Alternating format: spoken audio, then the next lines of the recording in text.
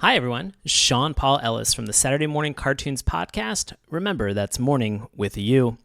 What is happening in September? Let's get into talking about the shows and the cartoons that we're going to watch and review this month. Let's also give a couple quick shout outs that we have to some people, some listeners, as well as also some great contributors that we had from last month's giveaway. And what are we actually talking about on today's episode?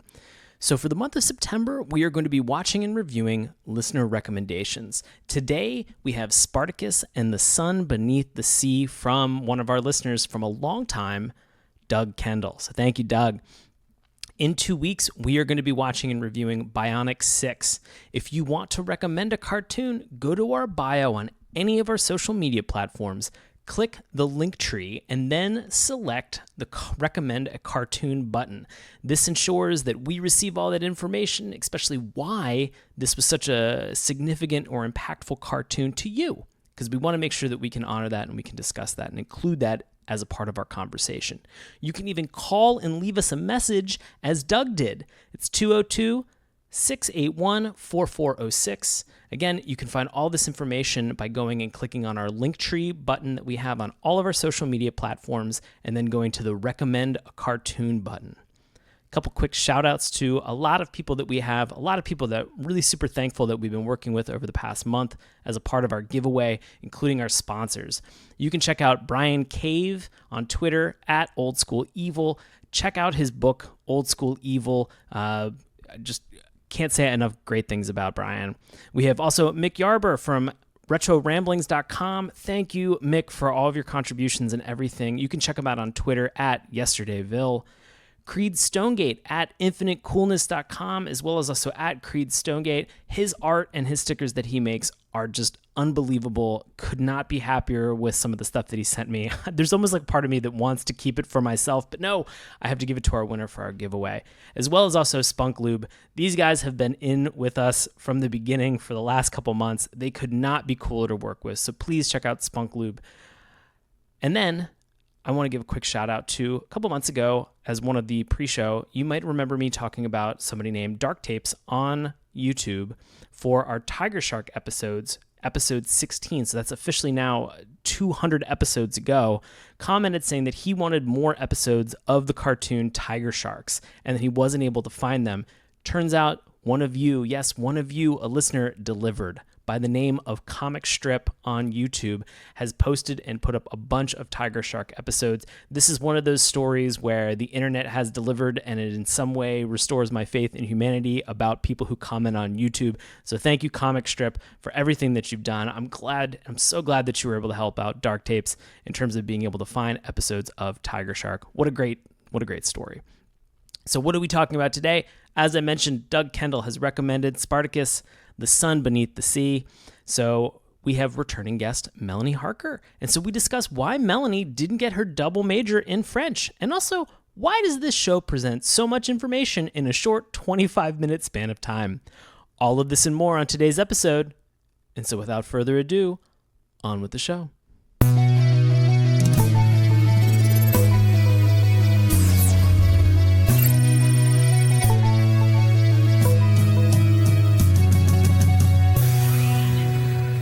Hello, and welcome to Saturday Morning Cartoons, the weekly podcast that revisits, reviews, and ridicules some of the world's weirdest animated series.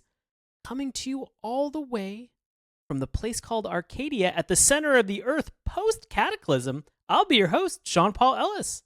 And joining me, a mysterious shrouded stranger who has a grappling hook on her arm, a mouth harp, and loves fireflies, we have DC-based artist Melanie Harker. Welcome back, Melanie. Hey! Can I have a little play out of Owl City? Like, can we edit that in here? Because I bet you that Spartacus loves that Firefly song. The band Owl City. Yeah, the band Owl City. I'm going to say no just for copyright reasons. It's a stupid thing. Very sorry. Trying to get YouTube to monetize this channel. I don't need copyright infringements again. That's fair. Yeah. So I appreciate you at least having the desire. And I would say hum a little bit of it, but because of how sensitive YouTube is about it, I'd say please don't. I was getting ready. Please don't even do anything related to it. I'm worried that they would get upset. Okay, that's all right. But tonight is not about Owl City. No, it's not. Tonight is about something completely different. It is about Something weird in French. Your two favorite topics to uncover. Definitely something weird, but something French. I will say, in some cases, yes. I mean, we have had recently. I'm making skeptical eyes, but keep going. I know you're making skeptical eyes, but if you will remember, the cartoon Last Man was actually a French-based anime series that they had that was also a French-based manga that was then adapted for Verve, which I absolutely loved. This is true. So unlike if somebody says, hey, I've got this animated series from Canada, I'm not going to throw skeptical eyes because this is actually going to legitimately be something that I'm kind of interested in getting into and talking about. Okay. All right. Well, you're already... This is on a good foot. Yeah, you're already not. Considering I've got your foot in my hand also. You're welcome, viewers. Listeners, if you're not familiar, and I have no idea why you would be, because if you forewent the title of today's podcast that you are now listening to on Labor Day, you might not know that we are actually talking about today Spartacus and the Sun Beneath the Sea, which oui. Let's yes. try that in French, Sean. Let's see how that works for you. We will get into some French language. You're not going to do the title in French now. I will. Let's do it. Yeah, it's Le Monde Englouti. Le Monde. Le Monde Englouti. Le Monde. Le Monde.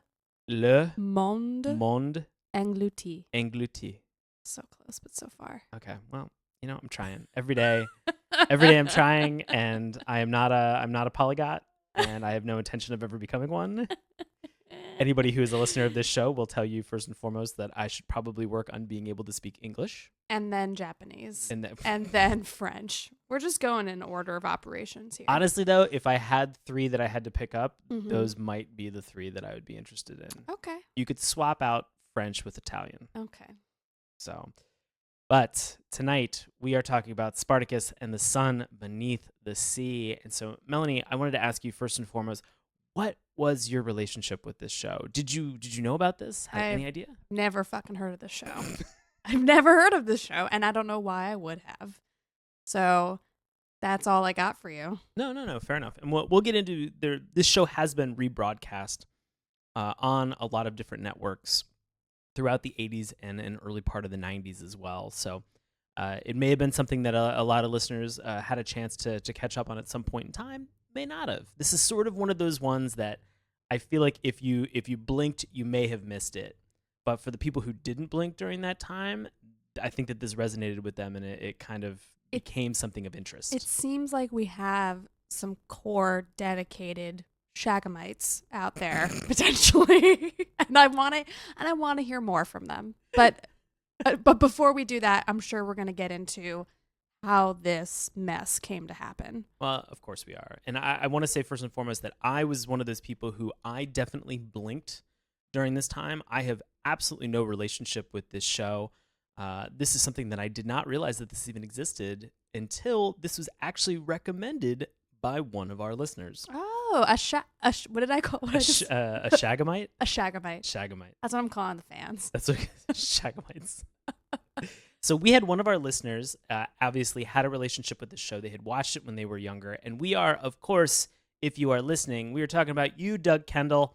So this has been fun. We introduced a Google Voice hotline for anybody to call, and you can leave a message for us that we will receive, and we're actually going to get to Doug's message in just a second. And so I want to say that if you are interested in being able to recommend a cartoon at any point in time, this is the best way to not only recommend a cartoon to us, tell us why you loved that cartoon so much when you were growing up, and we're going to include that recording in the episode so that we can give you a shout out. Ooh. I know. And so to tell us a little bit more about this, hey, Doug Kendall, tell us why you love this show. Hey, Sean and Dave. This is Doug Kendall from Lebanon, Pennsylvania. And I'm calling to recommend Spartacus and the Sun Beneath the Sea. This was a cartoon that I remember watching in the early 80s on Nickelodeon, and was just really has never really left my imagination. I still remember just how vivid and strange and really wonderful the show really was. It's a French animated cartoon. Anyway, it's a French series. I'm not even going to attempt to butcher the name.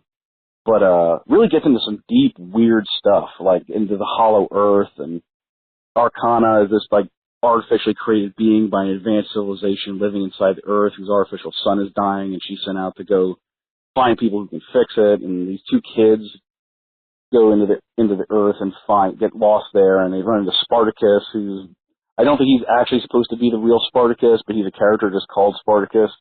He's like this wandering mercenary type character, and they just go on these weird adventures.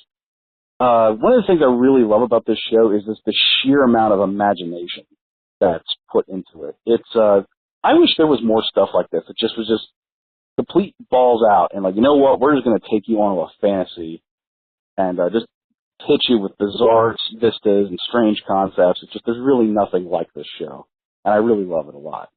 Doug, #1 Shagamite.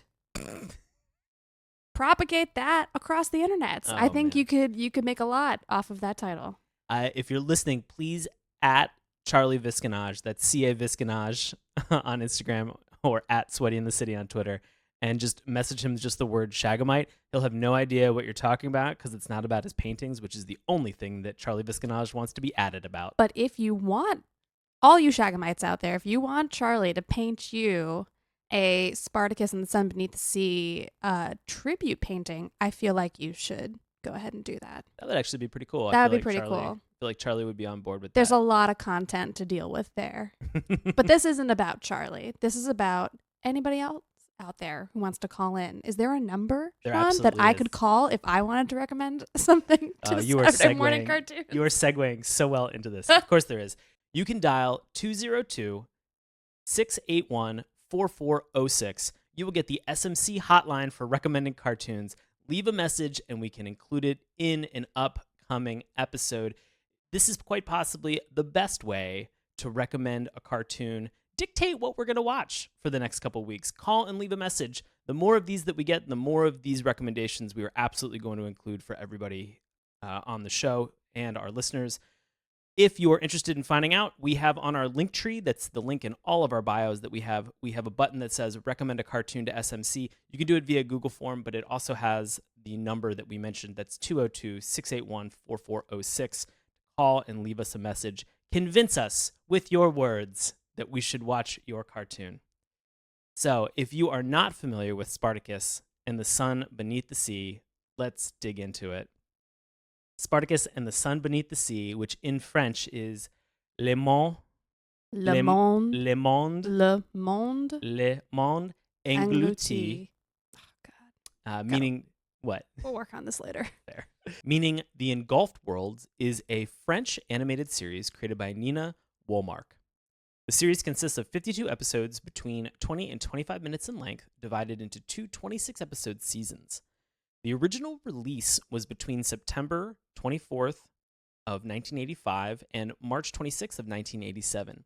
The English version aired on the American cable television network Nickelodeon from 85 to 87, and the reruns on early Sunday mornings through the 90s. In the United Kingdom's Cartoon Network broadcast the series. It also aired in YTV in Canada around 1998. It is roughly translated into 13 plus different languages that are available, which is crazy to have the localization like this for such a broad audience. I definitely feel like this is something that resonates with a lot of people. On August 8th of 2010, Nina Wollmark reached an agreement with Lionsgate Entertainment for the movie production company to begin development of a script which would be made into the first film within a trilogy. Tentatively scheduled is the script to be completed in the fourth quarter of 2011. Obviously, this is 2018. We're not there yet. Epic fail. And it says that the film would commence pre-production in 2012. Epic fail. The idea of this was that the first film would focus on the early life and person of Spartacus and would be a prequel to the events which take place in the animated show. Waiting for your epic fail. Epic fail. There we go. Well, hopefully one day. I mean, we have received Valerian, which was an animated strip that they had for a long time. That has been turned into a movie. So there's the hope that we can maybe gain additional audiences with How well did that do on Rotten Tomatoes again? Valerian did not do well. It did not do so hot. Did so not do great. So, but I know. mean, fingers crossed that, other audiences are going to be willing to take a chance. There's a lot of stuff to get into and kind of mine here within the show itself. Since there is a lot to mine for this show, to help us understand the synopsis and the plot, Melanie is going to help us out and fill in some gaps. All right, guys. Shagamites. I've already forgotten what I called Shagamites. Shagamites. Shagamites? It takes Holy. tuning out for 30 minutes listening to you talk about the history. No, I know. Time stretches in the strata, as we all are aware. So we're going to talk about the synopsis and plot here of this show. The lost city of Arcadia is home to an ancient civilization which escaped a great cataclysm in the ancient past by relocating deep within the Earth's crust. Unaware that life continued on the Earth's surface and hoping to keep their people safe, the elders sealed away all records of their past in the city's archives. Arcadia survives by the light of an artificial sun.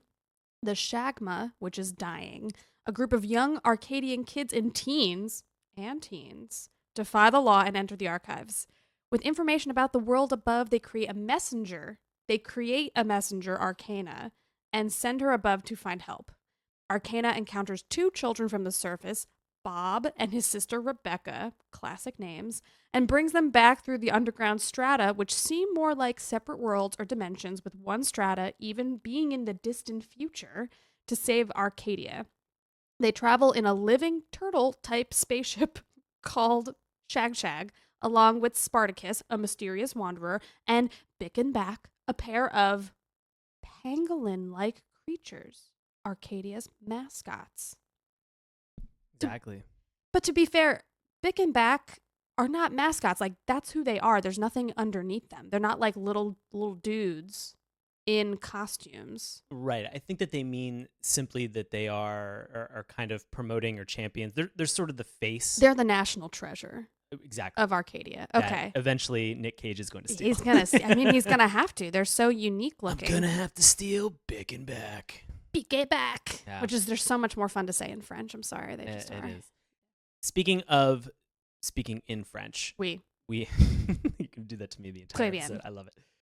If you watch this in its original French language, you're going to notice that there are some changes, that there are some differences. We've obviously mentioned and we've talked about some of the names that they have for the character being Bob and Rebecca. Through localization and over time for different audiences and different markets, some of these things have changed. And so very briefly want to talk about some of the localizations that have taken place that for little to no rhyme or reason have Oversensitivity.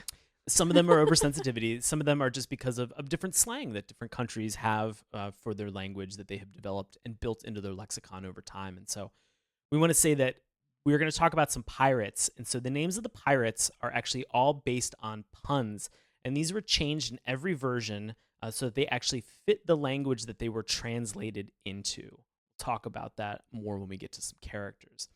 The English version had a large number of name changes since the word shag found in most of the characters and terms that are associated with Arcadia being shag, shagmere, shagma, shagites. Shagamites, whatever. We got it right that time. Great. Shagamites. Shagamites. It has a British slang term for sexual intercourse. So new names were invented to adapt for these reasons. There's a very similar reason that the pirate, which is pun named Sex Appeal, it was changed then to eventually be called Sleaze Appeal, which is just great. And Sex Appeal, the name is spelled Seskapil. Seskapil. Correct. And So- you're like, what? And then 5 times later, you're like, oh, that's Sex Appeal. I get it now. Right. So again, all of these pirates' names are based on puns. In the English version, Rebecca's brother Bob was renamed to Matt. Makes a lot more sense. Does it? It does. I guess. Do you want me to go into that now, or should I wait for later? Yeah, get into it. Okay. So I procured from watching this the few times that we have. There's some like religious overtones going on with this show. And I felt like, okay, Rebecca makes sense. That's a very like biblical name. And then fucking Bob. Like, that's the name you're going to give to the other kid? Like, you couldn't call him Robert Okay. or something? But even Robert's not a great biblical name, but Matthew obviously is. Yeah. So that, to me, like, that shift, they were just, like, leaning a little bit more into that. Into some of those references Yeah, that they and would just, have. exactly. Again, there's a ton to unpack here. Genesis. Right. Basic, that's all I got for you. Sega Genesis. So we have a MacGuffin in this series in the form of a magical metal, which, Melanie, would you help me out with the name of this? So it's l'orichalque In French. en français. And then and so they translate it in the English version by calling it oracite, Right. which not the same thing at all. And I don't know like what was offensive about orichalque that they needed to change it, but whatever. I just think oracite is Easier. sort of like to the particular person's aura that they had. It just sort of felt like it was something that when they translated it and localized it for an English audience was sort of like, hey, your personal aura. I get the feeling like what's going to happen is that people from the surface are going to come and touch this metal, and that's going to solve all of their problems, and that would frustrate me a little bit if that was the case. All right, so there's that. Then the next one are the songs. Are And the songs. we'll talk about this. So the songs were translated and resung by the voice actors in each version. So if you're listening to the French version of this introduction, it is the same group did the English version of this, as well as also any of the other 13 different localizations for this that we'll talk about a couple of them tonight that we had a chance to find because some of them were interesting and fun. In the US and Latin American versions, a new theme song was featured in the second season, and this theme song was performed by the boy band Menudo. Oh my god. The shock and awe of that. It's just very interesting. So, and we should also mention that when the Hungarian version was rebroadcast on television in 2005, Minimax used the original dub from the archives. As of January 9th, 2010, the same channel premiered the second season, dubbed recently in 2009. Recently, like a decade ago. Okay, fair enough. While the first season was translated from the original French, the second season uses English titles and source script, which produce certain changes in the translation of certain names, of characters, and concepts that we have that are in the show. So a lot of interesting changes over the time for different audiences based on language.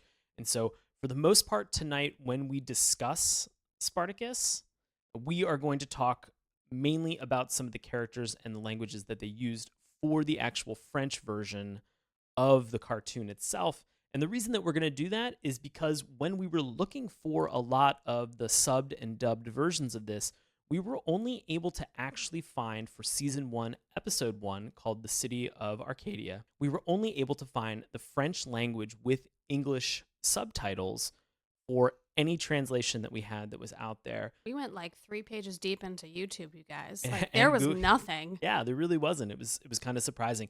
In most cases, we were able to find English language translations from episode 2 forward, but that first episode was almost always in Francais. Jamais, jamais, jamais. So, Harry, we've got a lot to kind of get into, and so for this discussion, first and foremost, we obviously have to talk about the theme song that we had tonight. Need to talk about this theme song, right? And so there are 3 versions that we have watched for this evening to sort of get into. We have the English version, the French version, and then we actually managed to find a heavy metal version by a Polish symphonic power metal band called Pathfinder. Shout out to Pathfinder. Shout out to all our Pathfinder fans out there. Oh my god. And so we want to kind of get into this. And so Mel, I wanted to kind of ask you first and foremost, what did you think? What were your impressions? What were your thoughts and feelings? Let's start with the French version first. Okay, so we've watched this a few times. First time listening in the French, I fell asleep. Really? Yeah, oh yeah. It was like definitely. So there's 2 things going on. It's super 80s-tastic. It's sort of like drone ballady female voice singing, but then the visuals are so fast and they're spinny like we both have been watching this and have like developed vertigo through watching. They do this thing where they like take the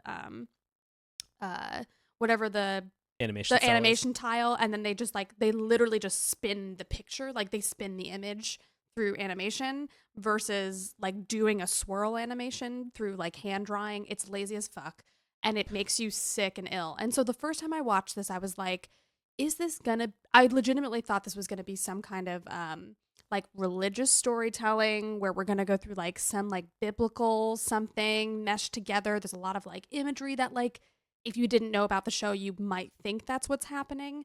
So first time I heard it, I said, this is like an 80s tastic lame-o ballad. And that was kind of where that ended for me. Okay. What were your thoughts about the English version then as a comparison? English version was still very, it was very like hero story epicism, right? We're sort of going for that, like there's really high stakes here. We're trying to like help save Earth.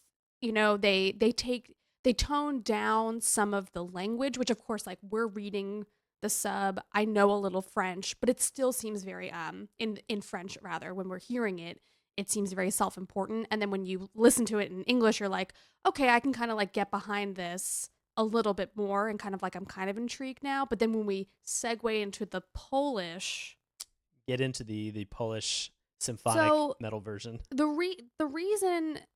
So the Polish symphonic version is fucking awesome. Everybody right now stop what you're doing and go listen to this, because Pathfinders, I feel like, nails the tone that balances very well like the call to action and the stakes of the plot in a way that gets you excited instead of feeling like you're about to sit in Hebrew school, which is honestly what I felt like when I listened to the French one. Just sitting in shul.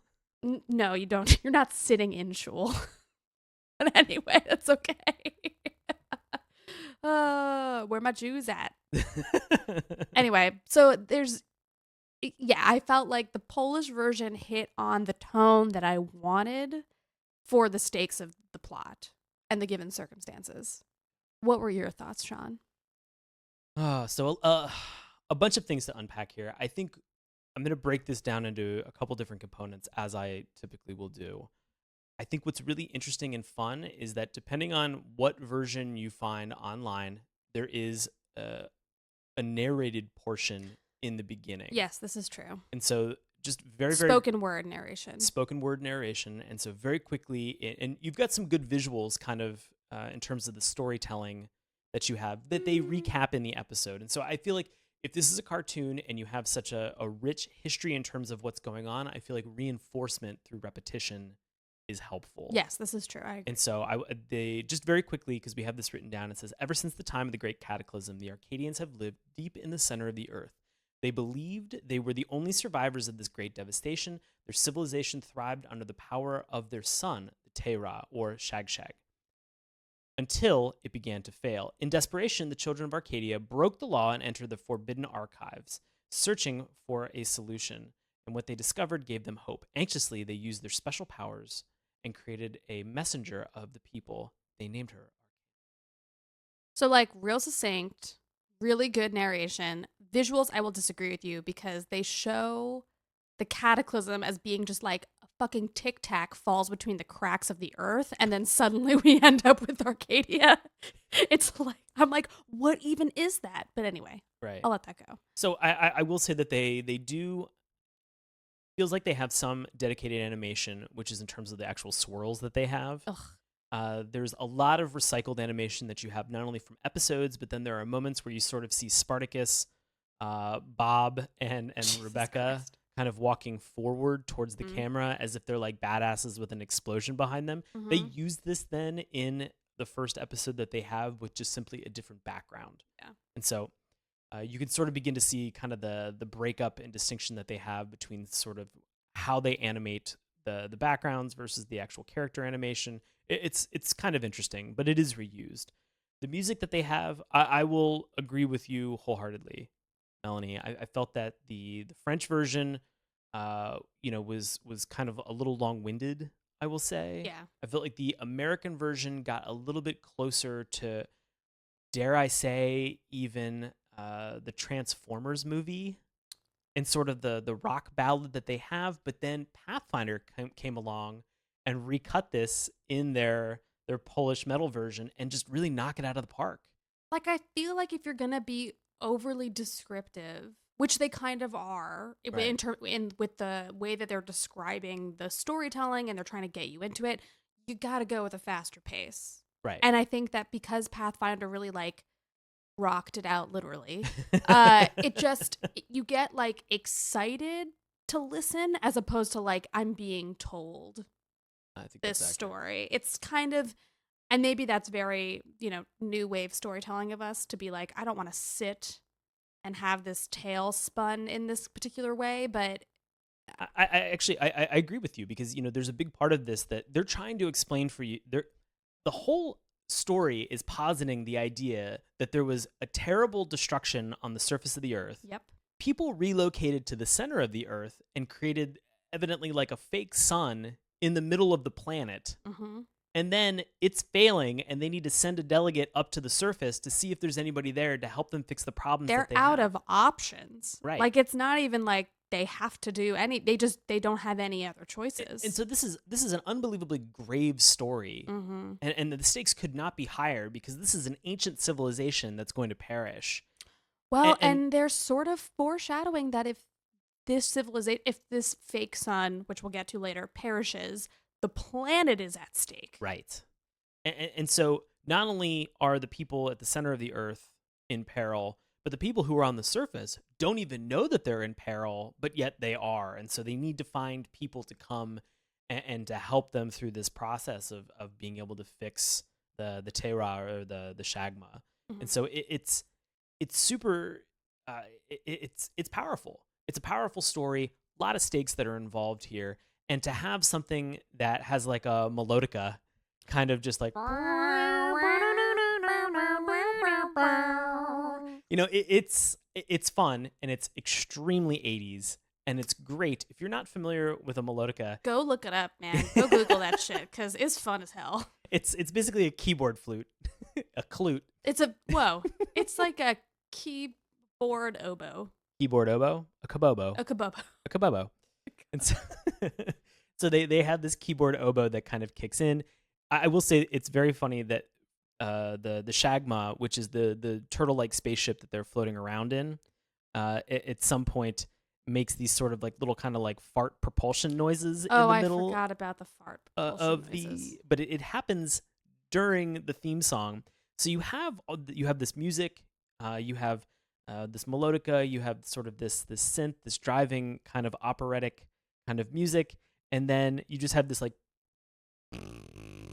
of this like turtle shell thing floating through the strata. And it's like it's not quite EQ'd properly, so it's No. like a little bit louder than the vocals. It's just very confusing. It's bizarre. And then it promptly stops. It's Yeah. like maybe 5 seconds long. It's not even. Right. So it's interesting. Any final thoughts about the theme song, Melanie? No, I think we pretty much covered everything. Okay. I mean, the thing that I think we'll continue to unpack, and that is the unfortunate downside to how we operate the show, is the show is called Spartacus and the Sun Beneath the Sea, and we know fucking nothing about Spartacus Right. based on this theme song.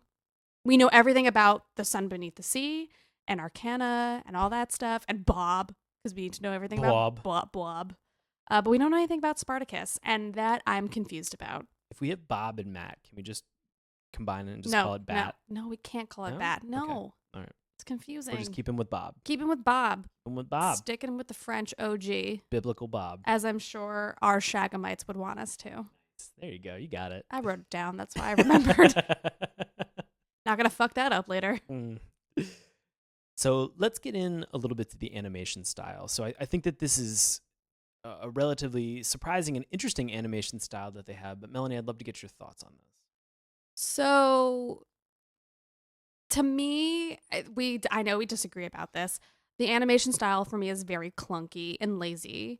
I think there's some it's confusing because there's a lot of artistic merit to the design of the characters and we have really fun, like kind of like extra, what we might consider extraterrestrial beings, like Bick and Back are these kind of like angular anteater type looking characters, and they're very round on the bottom, and they have these like long snouts, and they like can put them together to, I don't know, So call evidently, back memories or whatever. so the fuck. evidently, if they put their noses together, they can create fire. They can recall memories. Yeah, They it's- can hack electricity at I some mean, point. there's all kinds of shit they can do. So Yeah. there's a lot of fun design choices that are happening in the show, and of course, like the majesty of Arcana, or excuse me, of Arcadia, and like some of that is pretty is interesting to look at.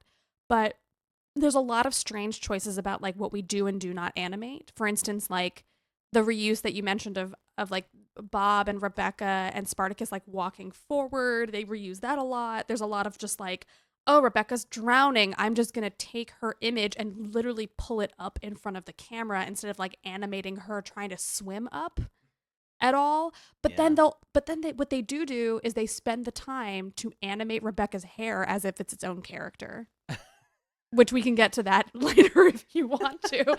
But so for me, you know, it was a little bit like it tried to be like early, oh, I don't even know, like it reminded me of, I'm trying to say, like early Merry Melodies animation, but the laziest possible kind of that.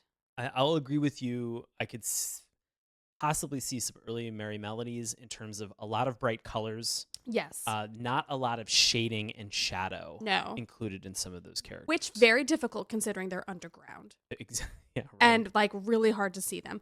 The other thing I will say is we don't really talk about the pirates right now, but there's some design of those characters that really reminded me of Asterix characters. Oh, okay, yeah, I can see that. So we had Sort of the round like shapes. round, bottom heavy, very strangely football shaped heads with like funny teeth and hats and stuff like characters.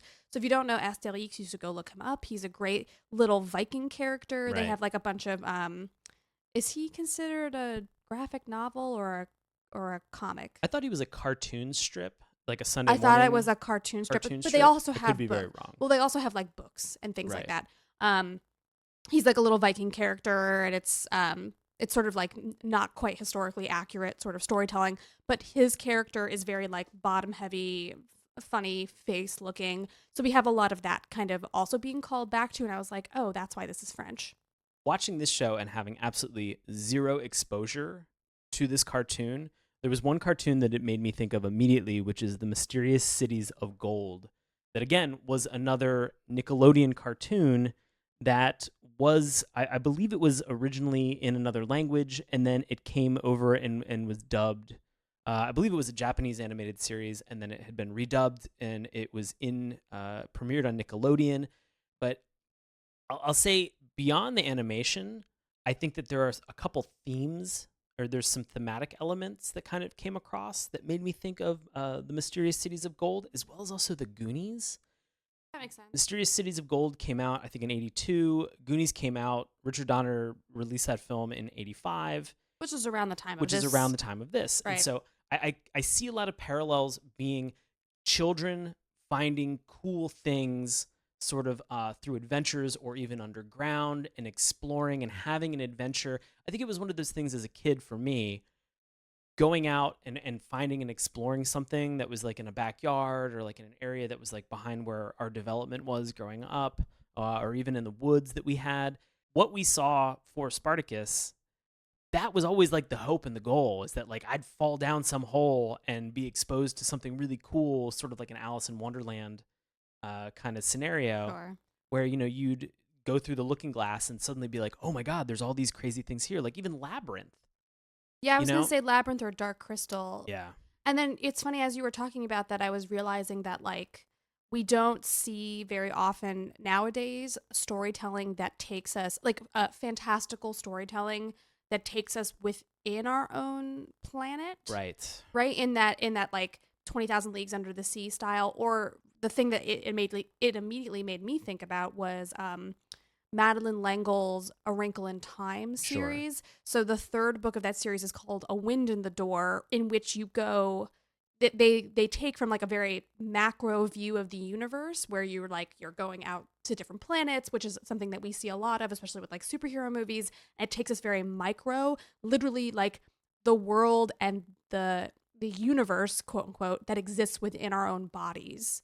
So it like is taking us literally on a cellular level, like what would happen if we went that far down, and what does that world look like? Which this is obviously isn't going that small, but it is thinking more of like the lore that might exist under the things we already are familiar with and know about, which, like I just mentioned, we don't see a lot of that anymore today. At least I don't know of anything. No, I mean, I'm struggling to find something that, might be that interesting. I think there are some newer things that have come out, but in terms of like going into the earth or finding something like that, I think this felt fun. I identified with this because of sort of that idea as a child for action and adventure, and kind of what they have, or kind of what they're presented with in terms of the opportunity for adventure that they have.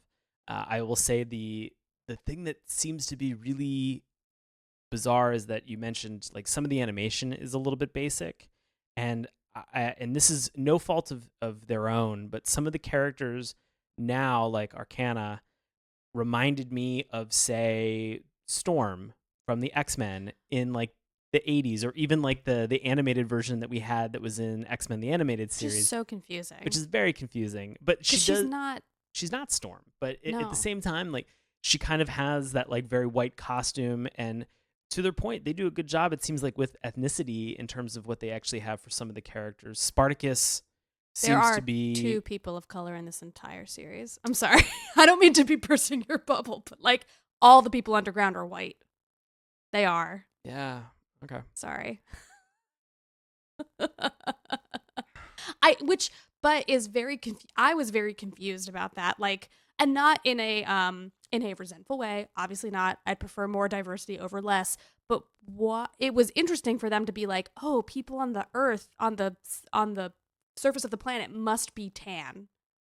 So they chose this like tan skin tone for Arcana. And then the gentleman that we see in the cave, where I might remind you there's no sun, is the darkest skinned character that we see in the entire show. Correct.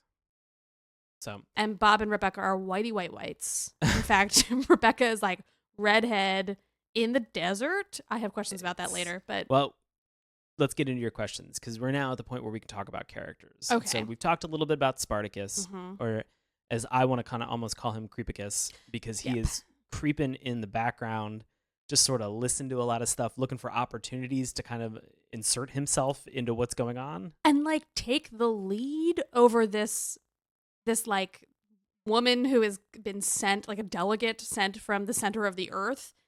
And he's like, don't worry, I got you. And she's like, nah, bitch, I got all this way by myself. Like, I can take care of myself. She also, in any position, Arcana's just like, follow me. And then she just glowing light bulbs out of her hand, stuff that bends metal bars, or encases Rebecca in what looks like a capsule, and like pulls her closer. So, I mean, she is a strong female character that needs absolutely no help in any help. Yeah, zero in any way, shape, especially not or form. from Creepicus. Creepicus, who wants to listen to Owl City all day long. Okay. With his Firefly obsession. So then we have Bob and Rebecca. So these are kids. We know fucking nothing about them. Absolutely nothing. Absolutely nothing. They both have modes of transportation. We know that. So that's one notch in the bedpost for us. We know second notch in the bedpost is that we know that they like exploring caves.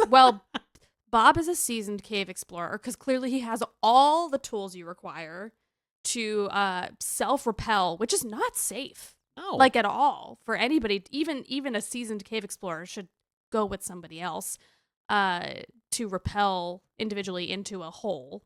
Well, it seems like he is a seasoned kid cave explorer. Kid cave explorer.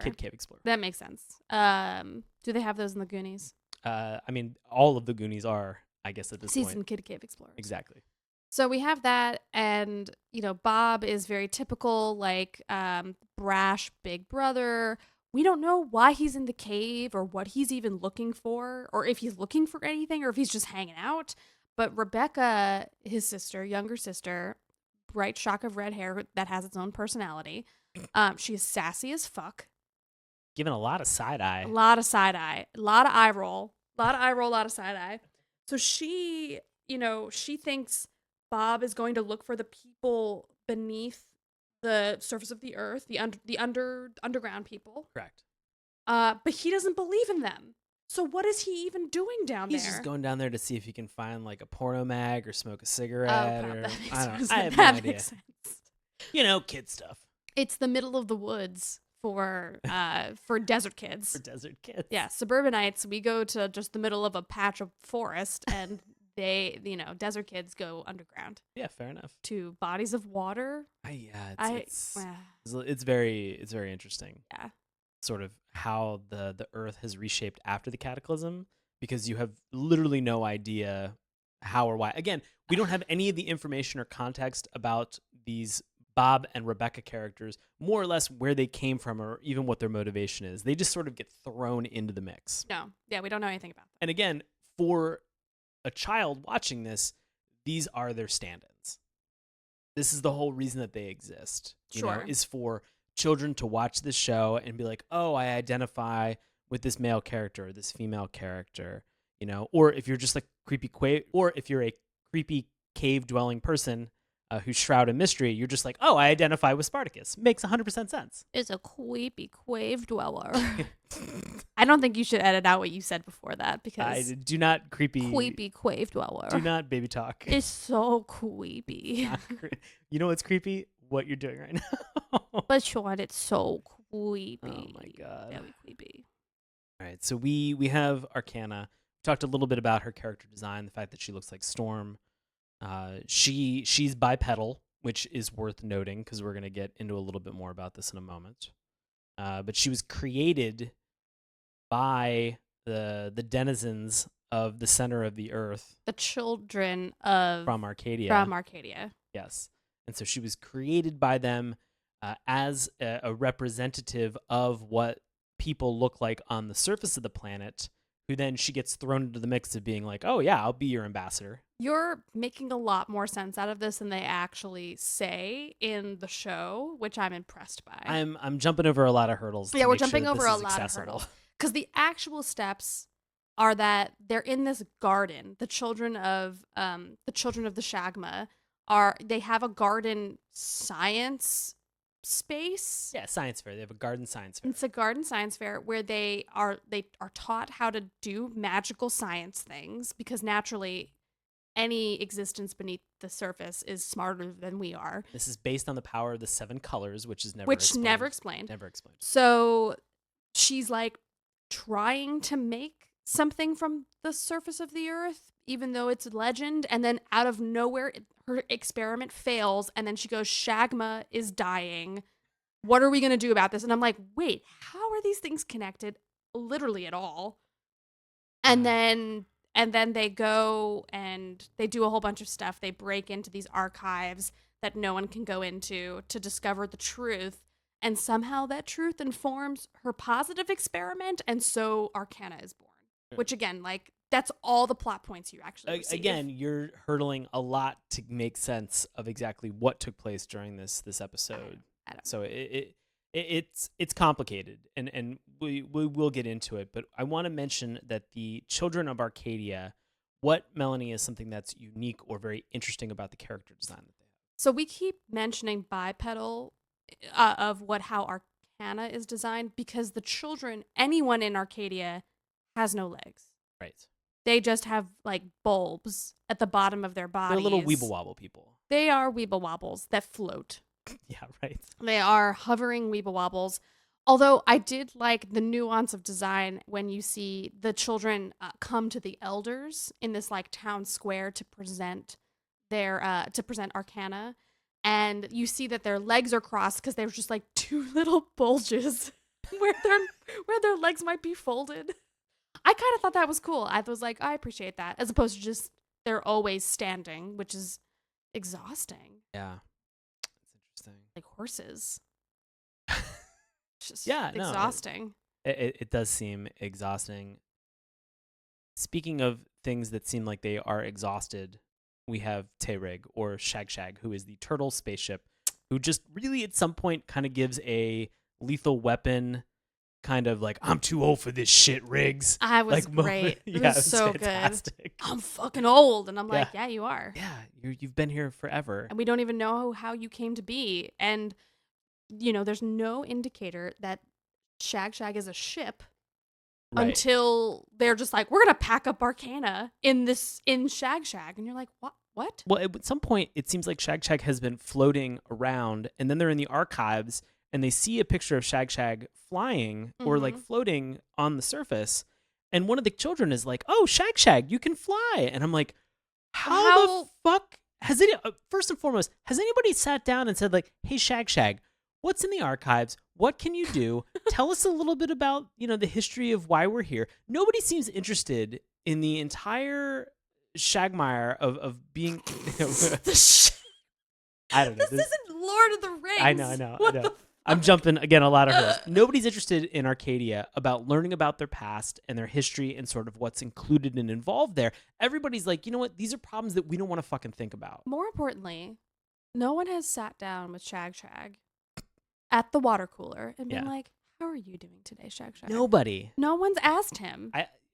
And to your point, the perfect use case that they have for this is a moment where an older denizen of Arcadia with like his head in his hand is just kind of lazily looking at this courtyard science fair, and he just goes, "You guys should fix Shag." And somebody just goes, "How old is Shag?" And he just goes, I don't fucking know. And just like goes back to sleeping. Right in front of him too. Like, right in front of Shag. Rude, but so French. Very French. Very French. Très français. No. So we have that. We've talked a little bit about Bickenback. Anything else that you want to talk? I mean, we have our pirates. We have the pirates. I don't want to admit this. The pirates are kind of fun. They are. I agree. I have a confusing thought about the song that the pirates sing. Yeah, not a musical show besides the theme song, but then they have this like very long musical interlude where they talk extensively about the sacred pirates of the fjords, the underwater fjords, mind you, which like, no, that's not a thing. For the pirates that we have a leader of the pirates who has a blue mohawk. Yep. We have sort of I want to say like a simpleton, or maybe sort of kind of a dumb pirate who has a red mohawk. We have the we have the leader's girlfriend named Mass Media, who leads a pirate radio show that they have. And we have, as we've of course talked about, we have Sex Appeal or Sleaze Appeal, who is the, I guess, debonair but also like sexy focused pirate who has a green mohawk, who's a little bit upsetting.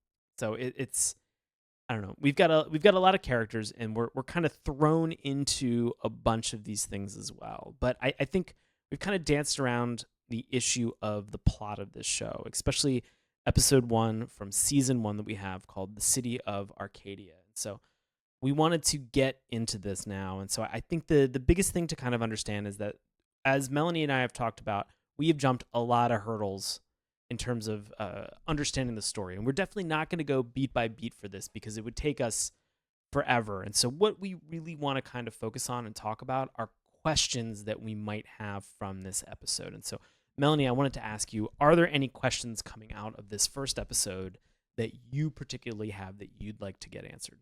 So I think because we spend in this episode so much time on the backstory, what they don't do is, with the time that they give themselves to explain the backstory, they don't tell you why the elders of Arcadia chose to obliterate history.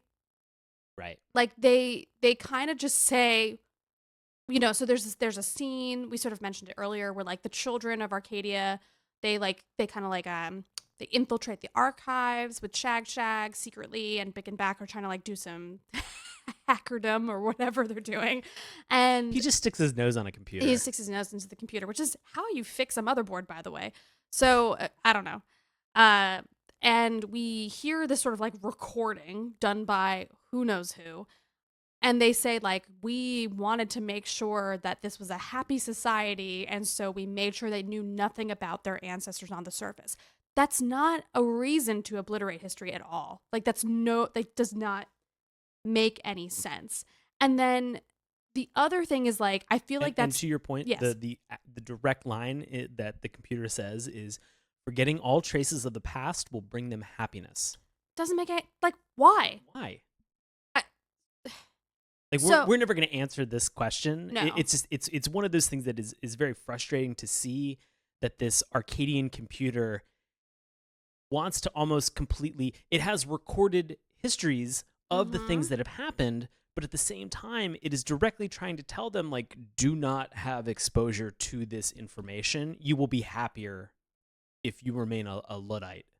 And connected to that thought is, you know, so the Shagma is this basically when you look, like, the animation that they have in the design of Arcadia is it's a world that sort of like fans out from a giant circle, like, sorry bobble thing, right? Like in the game, sorry. And it's just this, like, giant sun, and at first glance you're like, oh, it's the center of the earth. Like, oh, this is the core, Right. the magma lava core that you always, like, picture in your mind. But then they say that somebody, whoever that they is, fabricated that Shagma. And I have some thoughts about this when you're done. but so the thing that I'm trying to figure out is, like, did they drop this we'd be happier without knowing our ancestry?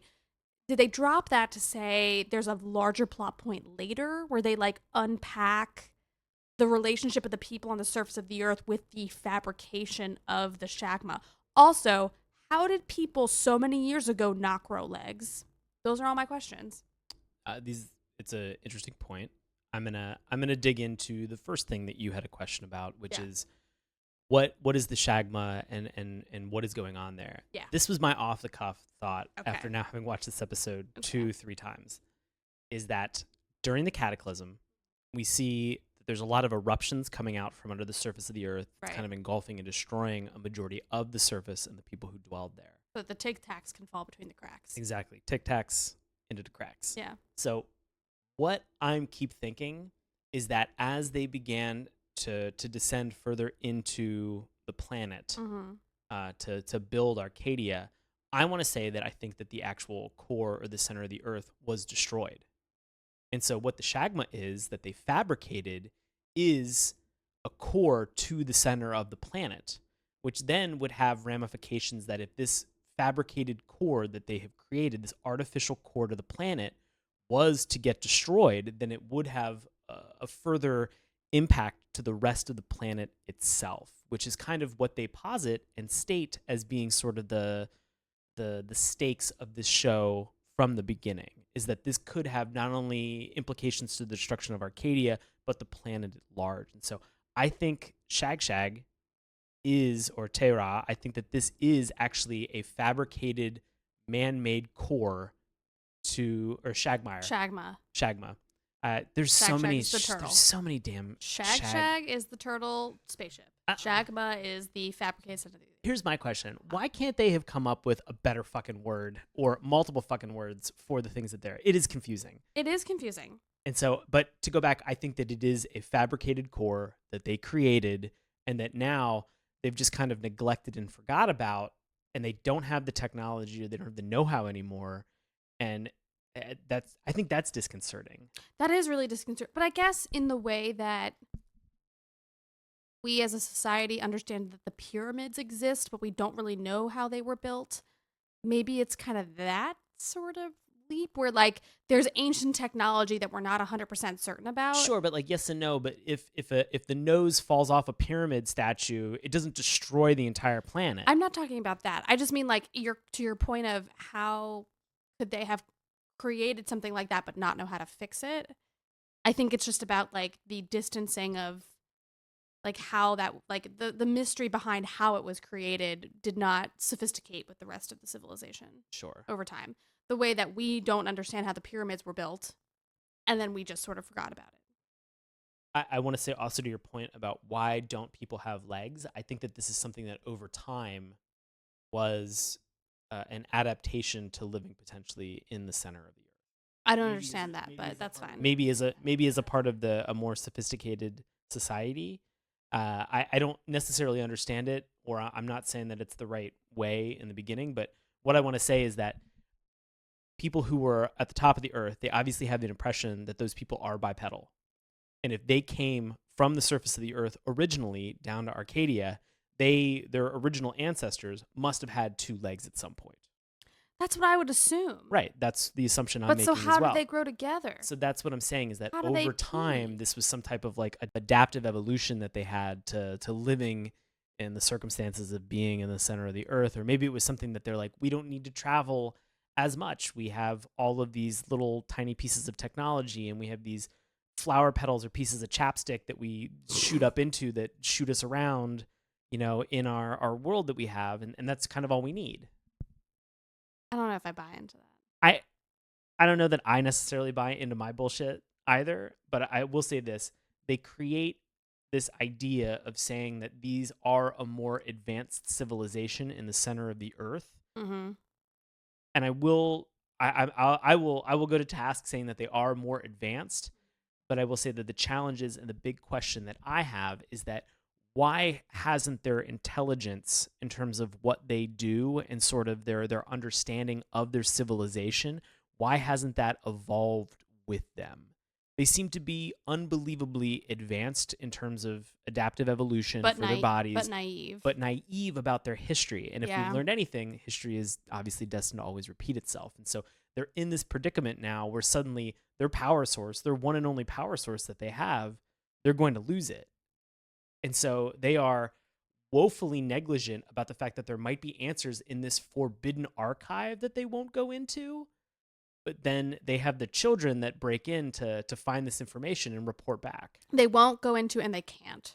So clearly, I don't know. I don't think there's nothing. There's a lot of competing storylines in this that clearly don't make any sense, but are strangely very engaging. Right. And we should say, and we've mentioned about the fact that we're getting a lot of backstory in this episode. There is over 10 minutes of this 25-minute episode that is all backstory. From almost the moment they meet Arcana, she's just like, let me tell you everything that has happened in my life. And you're like, whoa. And then immediately after that, they're like, and now pirates. You're like, Jesus, fuck, there's a whole nother universe. And that's just in one layer underneath the Earth's surface. Right. So, it's a lot. Yeah. We mostly had questions about those 10 minutes. Everything else, though, is equally confusing. I think we did dig a little bit into Creepicus, as we mentioned, who just happens to have grown up in the caves underneath the surface of the Earth. And there are pirates of fjords. And Spartacus tells you that these, and it's not spelled the Spartacus that we know with a C, it's Spartacus with a K. Which I don't know why they're trying to throw us off the trail. It's a French thing. It's a French thing? Well, I would venture to say, just about like pronunciation, you'd go more naturally with a K phonetic spelling than a C en français. Just because of the way C's are leveraged. It's more of an S sound. Okay. Spartak. Like if they were going to say Spartacus, it'd be like Spartacus. Is probably how they would say it more. Oh, okay. That's your education for the day, folks. Didn't know that. Don't got to go to Duolingo this morning. You have almost French major Melanie Harker, which is how I should have been introduced. I did not graduate with my French major. I bailed. But you're still educating the masses on the show today. Oui, très bien. So, any additional questions? I know I have one particular question, which is sort of a what the fuck for me. Drop it. All right. There is one kind of throwaway line that Bob has at some point when they're talking about whether or not they should assist Arcana kind of on this journey. Mm-hmm. And Bob just simply says, the center of the earth will have different geological time. To which Rebecca then goes, yeah, we could go on this adventure and be back before dinner. And to me, this was sort of one of those Lion, the Witch, and the Wardrobe scenarios where they they fall into a magical realm and then they come back and like they've spent their entire lifetime growing and maturing and they haven't aged at all, but then they come back into present time and it's only been a couple minutes or it's only been like an hour and they're home safe in time for dinner. And so again, it is sort of that romanticized notion of having that adventure as a child and then safely returning to your home and nobody's been worried about you. Because let's be honest, if they go to the center of the earth, I don't believe that there is a difference in terms of geological time. It's not like going out into space, you know, and traveling like through. I mean, genuinely, I don't know enough. I'm not a geophysicist. Sure. I don't know fucking shit about that. I mean, you were almost a geophysics major. No, I was not. That's how I should have introduced you. Oh my god, almost never a geophysicist major. Melanie Harker. No, I mean, I don't know enough about space-time to understand how moving closer towards the Earth's focus of gravitational pull would affect time. So I don't know how true that is. I think it's an interesting posit. I don't think it does because at the same time, you're still on the same trajectory and velocity around the sun, regardless of what strata you are within the Earth. I don't know. I really don't know. So and again, it's that like macro versus micro view of how the universe works, and we just don't explore enough of the micro. Yeah. Like the looking internally and down. I mean, like when you go beneath the sea, you know, and we've obviously like submariners, we have, you know, different species that are below the seas, many that we don't even have any idea what's going on down there. Like maybe there is something that like the further down you go, but like I doubt this is real. Yeah, I'm just saying. I doubt it's real too. I'm just Look, saying I don't know. If anybody is listening and does know, we would love to figure I this want out. to find out. I want to find out. Should have had a geophysicist on today. Because almost geophysicist major Melanie Harker and I do not know. And so it would be great to clear this up and actually have some context behind this. But it's really one of those like lines that is said and then everybody's like, oh yeah, different geological time the further we go into the Earth. And you're like, okay. You know, it's one of those things where there's a lot that is thrown out and there is a lot that is discussed in this episode. And we're only on episode 1. Mm-hmm. So it's crazy. Yeah. Do you have any additional questions about season 1, episode 1, City of Arcana? I mean, I got lots. The city of Arcadia. I have lots of questions, but I don't think any of them can be answered. It's pretty much my. Is your line on this? Yeah, that's as far as I can go. Oh, understood. Well, we before we really kind of get into our actual review of this show, so it turns out, like Doug Kendall, yeah, you listening right now, you have opinions. And now we want to hand this over to a longtime listener and friend of the show, Bobby Anthem, for this week's Love It or Hate It. Bobby, take it away. This week's Love It is titled A Classic Series That I Miss by user Action65 in July of 2000. Please excuse my French as I do not speak or understand French, so literally pardon my French. It says, Le Mons Englouti, or Arcadia as it is also known by, is one of the classic series that I would love to see again someday. The series was broadcast on television over here in the late 80s, and the reruns used to be broadcast in the early 90s. But now the series seems to have disappeared. The music is exceptionally memorable, and the atmosphere and style is absolutely of the highest class.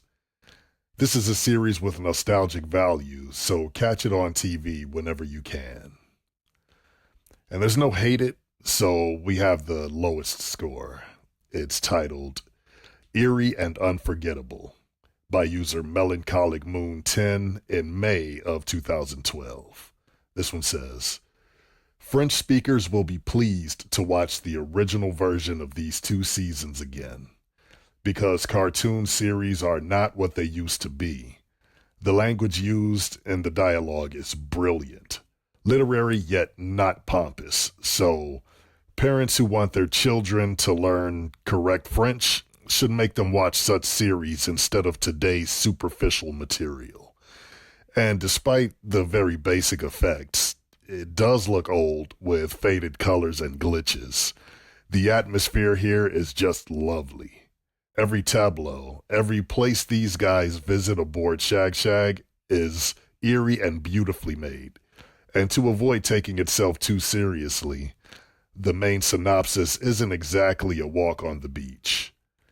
There are comic relief characters like Bick and Buck and those pirates with 80s rockers haircuts. So cool. The main theme is haunting, and the other songs, even though they're repeated in almost every episode, are always fun to watch. 7 out of 10. Wow. I mean, just to talk and say that there's a lot of literary stuff that's in this show. It's not about literary. It's about the formality of the French language that you hear in the show.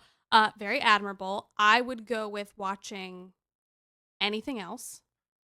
Probably. Wow. You got lots of other options out there that are way less complicated. That I would go watch some of those things. I would watch, there's, an audio book of Le Petit Prince, or The Little Prince, as we know it. There's lots of other choices. Okay. I would not do the show. But you Shagamites, you're very loyal. Very loyal to the show. There were no hate-its. Right. Absolutely no hate-its.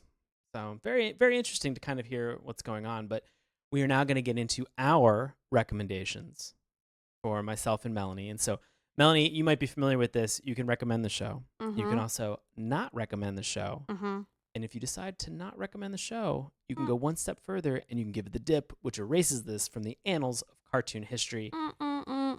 So we obviously know that sitting in with us today, we have Doug Kendall and his recommendation for this show that he highly recommends this program. Melanie, what is your recommendation? So this is tough. Episode 1 of any series is not going to go over as well as watching maybe like 10 episodes. So I would not recommend watching this show, but what I would recommend is that whoever out there loves the show, understands its canon, I feel like this could become the next Netflix reboot series. Because like Voltron, that also watching the OG Voltron, very confusing, lots of questions.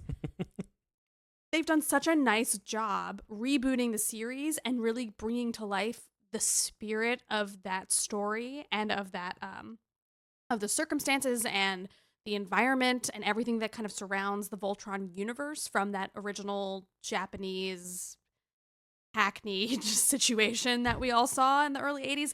I feel like this could really benefit from a similar treating.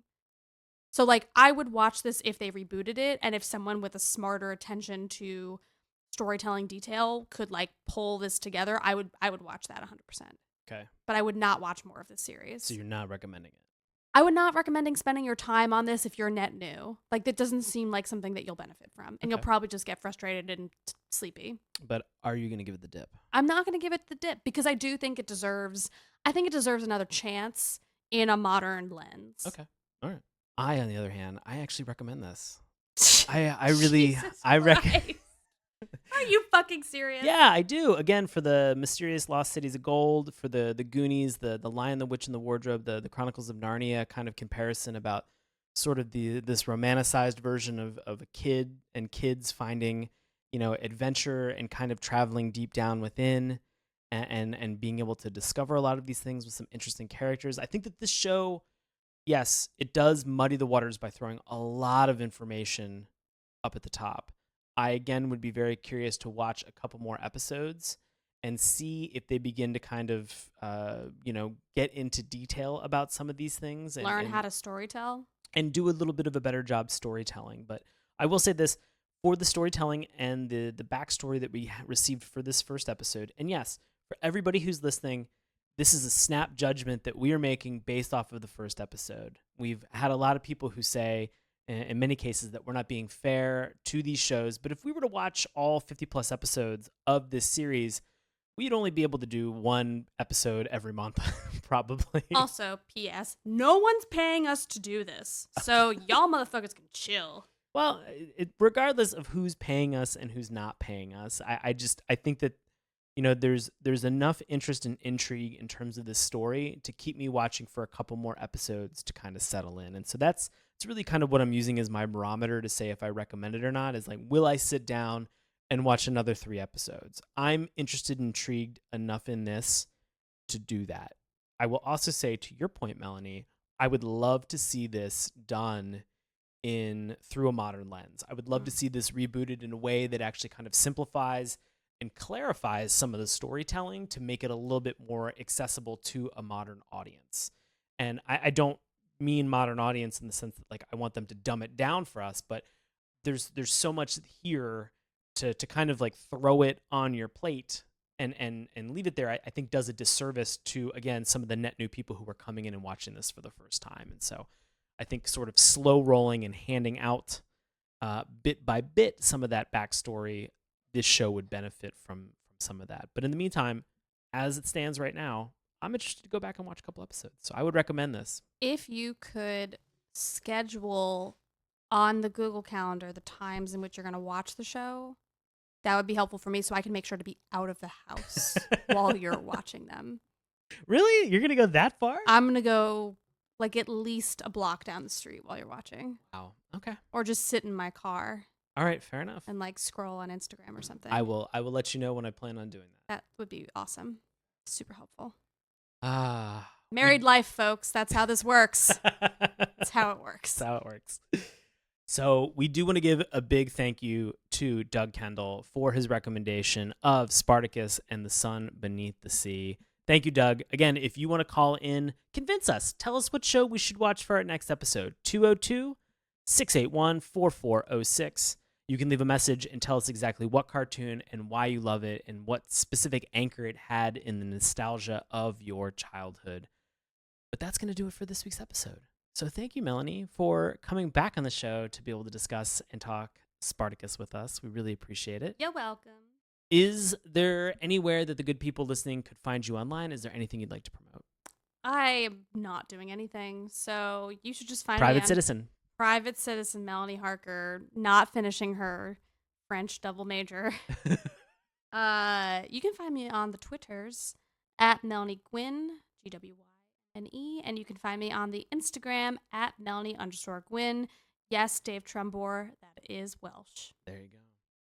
You heard him on this week's show. We need to give a quick shout out to our buddy, Bobby Anthem. You can hear him on his paranormal podcast, Inhuman Experience. You can find them on Twitter at IEXP_podcast, and you can find them on Spreaker and SoundCloud. He's also the occasional third co-host on the THT Movie Podcast Review, which broadcasts every Saturday night at 11:30 p.m. Eastern Standard on Mixlr. You can also find Bobby on Twitter at Bobby Anthem. Send him some love. He is simply the best. Bobby! As for me, I perform live improv comedy with a group that's called Nox. That's NOX exclamation point. We perform for Washington Improv Theater, and you can find tickets and times witdc.org. I'm also on Twitter and the Grams at Sean Paul Ellis. Hey, you're looking for Dave? You can find him on Twitter at Dr. ClawMD. You can also find all of his writings at nerdist.com, collider.com, and davetrumbore.com. If you would like to interact with this show, hey, head on over to our website, SaturdayMorningCartoons.com. You can also find us on Twitter at MorningTunes. Check out our weird memes, as well as also anything else that we put that's up on Instagram and Facebook at Saturday Morning Cartoons. Remember, that is morning with a U. You can listen to our podcast twice a month on the first Monday and the third Monday on YouTube, iTunes, Stitcher, Google Play, and Spotify, wherever fine podcasts are sold. And again, if you want to suggest a cartoon, you can go on any of the links that we have in our bios for our social media, click on our link tree, and you can submit either via form or give us a phone call and let us know what we should watch. And of course, if you want to drop us an email, we're SaturdayMorningCartoons@gmail.com. Thank you guys so much for listening. Throughout the entire month of September, we are going to do listener recommendations. So this is the first one for Doug Kendall, so we hope that you appreciate it. And to take us out with this week's episode, we have Melanie on the melodica.